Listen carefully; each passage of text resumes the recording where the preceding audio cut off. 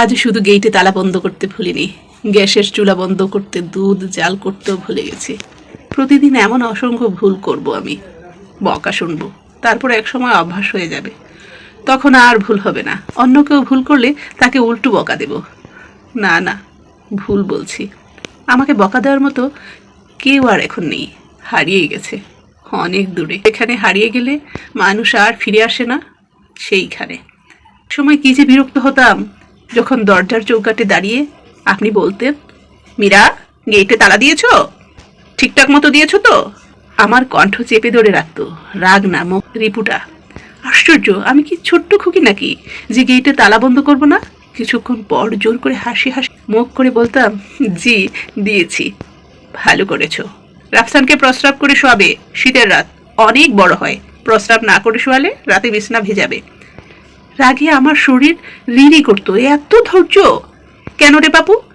একটা কথা প্রতিদিন আপনি কেন বলেন? জানালা বন্ধ করিও, গেটে তালা লাগিও, রাফসানকে প্রস্রাব করাইও, মশারি ভালো করে গুজে দিও। আমি কি নিজেরটা বুঝি না? নাবালিকা আমি? ছেলের সংসারের প্রতি এত কিসের নজরদারি আপনার? চারটা খেয়ে নিজের মতো করে থাকেন না? বয়স তো কম হয়নি, আমাকে আমার মতো করে থাকতে দিন না। আপনার যন্ত্রণায় কিছুক্ষণ টিভি পর্যন্ত দেখতে পারি না, কানের কাছে এসে ঘ্যান ঘ্যান ঘ্যান ঘ্যান শুরু করে দেন। এগুলো সব মনে মনে বলি। বেশিক্ষণ টিভি দেখলে চোখের ক্ষতি হবে। রঙিন টিভি থেকে গামা রশ্মি নামক এক প্রকারের ক্ষতিকর রশ্মি বের হয়, যেটা চোখের জন্য ক্ষতিকর। চোখ নষ্ট হলে আমার হবে, আপনার কি? এত হিংসা কেন আপনার মনে? আপনার যন্ত্রণায় সন্ধ্যার পর গোসল পর্যন্ত করতে পারতাম না। আমার ঠান্ডা লাগার ভয়ে আপনি তটস্থ হয়ে থাকতেন। একদিন তো খুব ঝগড়া করেছি আপনার সাথে, সেদিন আর রাগ জিদি চেপে রাখিনি, মনে মনেও কিছু বলিনি। সন্তান আমার, আমি পেটে নিয়েছি, আমি বড় করেছি, অথচ আপনার বয়ে তাকে আমি তুই পর্যন্ত বলতে পারতাম না, সাথে সাথে হুমড়ি খেয়ে পড়তেন আমার উপর। একদিন খাবার খাচ্ছিল না, তাই জেদ করে একটা থাপ্পড় দিয়েছিলাম রাফসানকে। আমার সন্তানকে আমি মারতেই পারি, তাই না? বকতেই পারি না, আপনি আমাকে সে অধিকার দেননি। সাথে সাথে ছুটে এলেন আমার রুমে। খবরদার মীরা, রাফসান নিষ্পাপ শিশু, তার সাথে তুমি তুই তুকারি করবে না। মা হয়েছ, বাচ্চাদের গায়ে তুমি হাত তোলো কিভাবে? না পালতে পারলে দিয়ে দাও আমাকে, আমি পালবো। রাফসান আজ থেকে আমার কাছে থাকবে। সেদিন এত মেজাজ খারাপ হয়েছিল আপনার উপর, আমি তর্ক করেছি আপনার সাথে। আমার সন্তানের উপর আমার চেয়েও মনে হয় আপনার দরদ বেশি। নিজের দুইটা পালছেন না, আরো সন্তান পালার শখ আপনার? আমার কথা শুনে আপনি কষ্ট পেয়েছেন, মুখ লুকিয়ে কেঁদেছেন। সেদিন আপনার কান্না আমার কান অবধি পৌঁছায়নি, আমার কাছে ন্যাকামি মনে হয়েছে। জানি না কেন, জানি কোনো যুক্তি কারণ ছাড়াই আপনাকে আমার বিরক্ত লাগতো। একটা অপ্রকাশিত শত্রু শত্রু ভাব আপনার প্রতি আমার মনের ভেতর।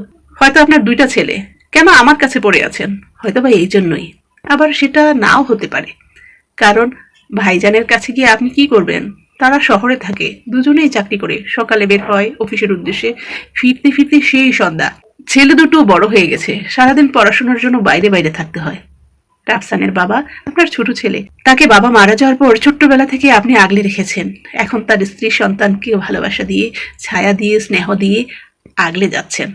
এটা আপনার নিজের হাতে গড়া সংসার। যে গেটে তালা দেওয়ার জন্য প্রতি রাতে তাড়া দেন শুনেছি, সেই গেট আপনার জমানো টাকা দিয়ে কেনা হয়েছে। যে বাড়িতে এখন বউ হয়ে এসে আপনাকে আমার বিরক্ত লাগে, এ বাড়িও নাকি আপনার বাবার বাড়ির হক বিক্রি করে কেনা হয়েছে।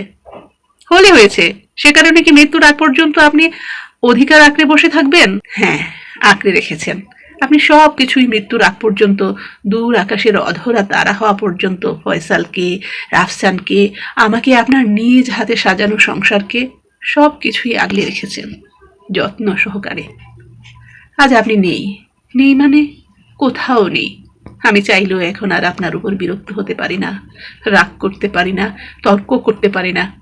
আপনার হেঁটে আসার শব্দ শুনি না, হুট করে টিভি বন্ধ করে দেওয়ার জন্য এখন আর কেউ আমাকে গেটে তালা দেওয়ার জন্য তাড়া দেয় না।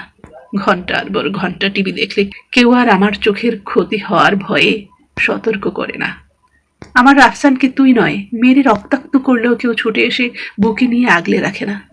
এখন আমার শূন্য ঘর, শূন্য আমি, শূন্য আমার পৃথিবী। দয়া করে সকল অভিমান ভুলে আর একটা বার ফিরে আসুন। কখনো বিরক্ত হব না আপনার উপর, কখনো রাগ করব না, কখনো তর্ক করব না।